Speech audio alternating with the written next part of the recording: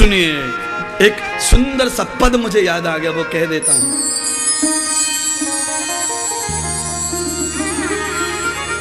याद रखिएगा, सुंदर सा पद मेरे सामने है, वो मुझे आपसे कहना है। क्या पद है? सुनिए। कभी दुख है कभी सुख है, कभी दुख है कभी सुख है, ये जीवन धूप छाया है। कभी दुख है कभी सुख है, ये जीवन धूप छाया है। हंसी में ही बिता डालो, बितानी ही तो माया है। फिर मुसीबत में न घबराए, मुसीबत में न घबराए, जो संकट से न घबराए, उसे इंसान कहते हैं। पराया दर्द अपनाए, उसे भगवान कहते हैं। पराया दर्द अपनाए, उसे भगवान कहते हैं। पराया दर्द अपनाए, उसे भगवान कहते हैं।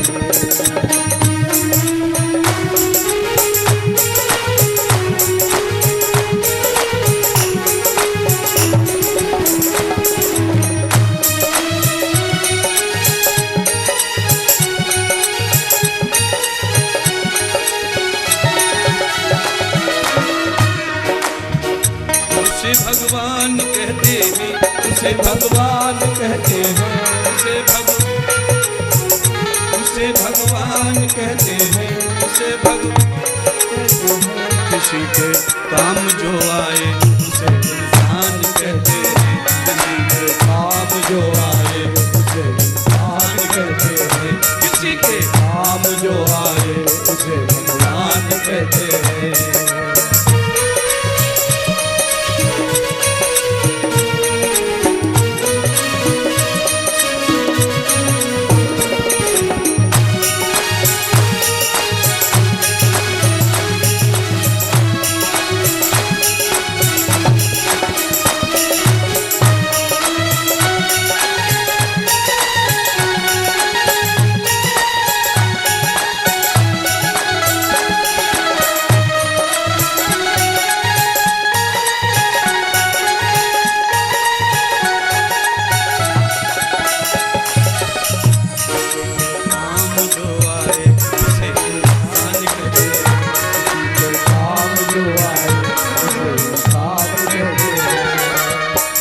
अकेला खा खा करके जो कभी गुजरान करते हैं। अकेला खा खा करके जो कभी गुजरान करते हैं। याद रखिए, अकेला कमाया अकेला खाया, ये भैंस का जीवन है, मनुष्य का नहीं। अकेला कमाओ और सबको खिलाओ, ये मनुष्य का जीवन है। कैसे? सुनिए। अकेला खा खा करके जो कभी गुजरान करते हैं। अकेला खा खा करके जो कभी गुजरान करते हैं। यूं तो भरने को मेरे यार पशु भी पेट भरते हैं। यूं तो भरने को मेरे यार पशु भी पेट भरते हैं। यूं तो भरने को मेरे यार पशु भी पेट भरते हैं। यूं तो भरने को मेरे यार पशु भी पेट भरते हैं। लाल जो बांट कर खाए, लाल जो बांट कर खाए, उसे इंसान कहते हैं। लाल जो बांट कर खाए, उसे इंसान कहते हैं। पराया दर्द अपनाए, पराया दर्द अपनाए, उसे भगवान कहते हैं। उसे भगवान कहते हैं। किसी के काम जो आए, उसे इंसान कहते हैं। किसी के काम जो आए, उसे इंसान कहते हैं। उसे इंसान कहते हैं। उसे इंसान कहते हैं। उसे इंसान कहते हैं। उसे इंसान कहते हैं। पराया दर्द अपनाए, उसे भगवान कहते हैं। पराया दर्द अपनाए, उसे भगवान कहते हैं। पराया दर्द अपनाए, उसे भगवान कहते हैं।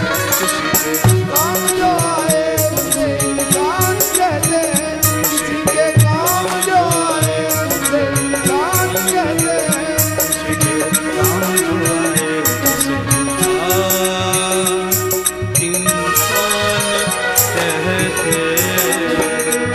हैं।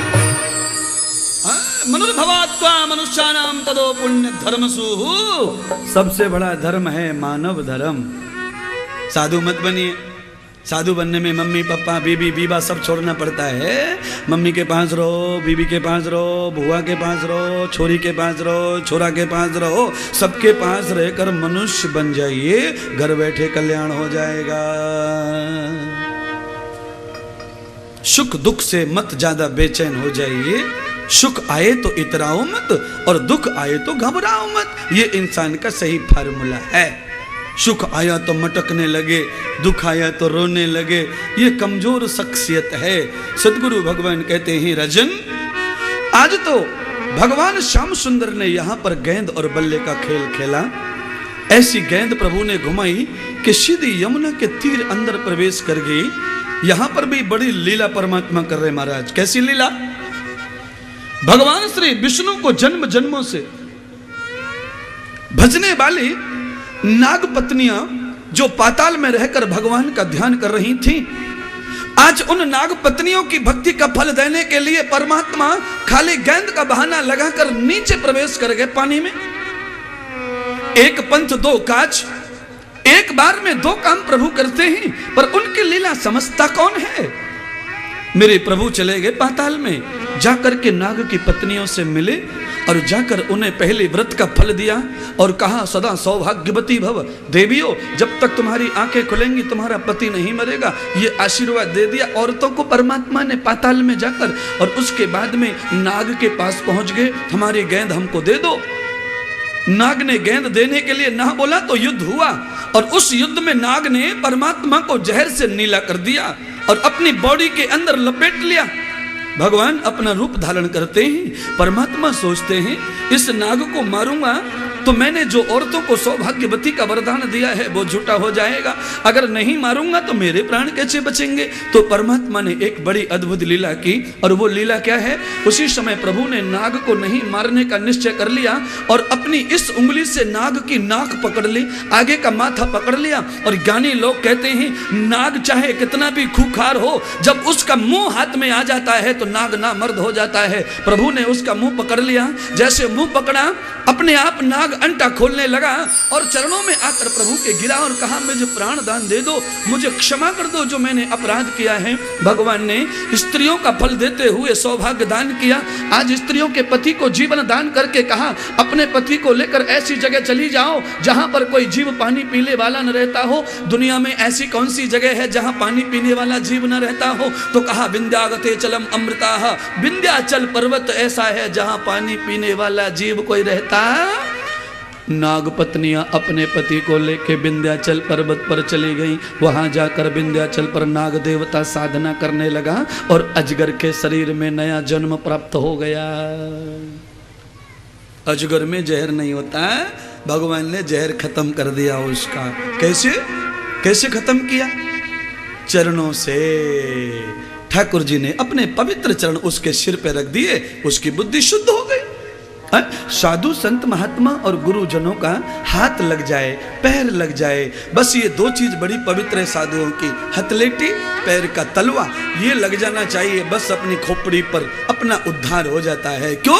असली तत्व इसी में समाया है, सारे गुण इसमें समाये हैं। पैर और हाथ की हथलेटियों में ही तो जीवन है। लोग इसीलिए तो इनकी रेखाएं देखते ही, क्या लिखा है तुम्हारे हाथ में दिखाओ।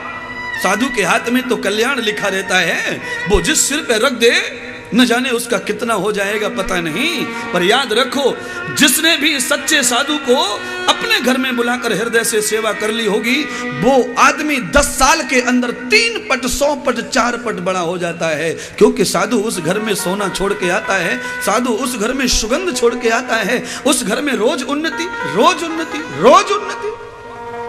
साधु की सेवा की हो और विनाश हुआ हो, ऐसा कभी नहीं हो सकता। असली साधु घर में आ जाए बस, असली साधु तार देता है महाराज। असली साधु की जरूरत तो भगवान को भी पड़ी है, असली साधु तो भगवान को भी चाहिए था, इसलिए तो भगवान ने मनुष्य अवतार लेकर वशिष्ठ को देखा, संदीपनि ऋषि को प्राप्त किया। आज मेरे प्रभु ने काली मंथन किया, पानी को शुद्ध किया। जब पानी शुद्ध किया तो वृंदावन नगरी में 7 वर्ष के नंद के लाला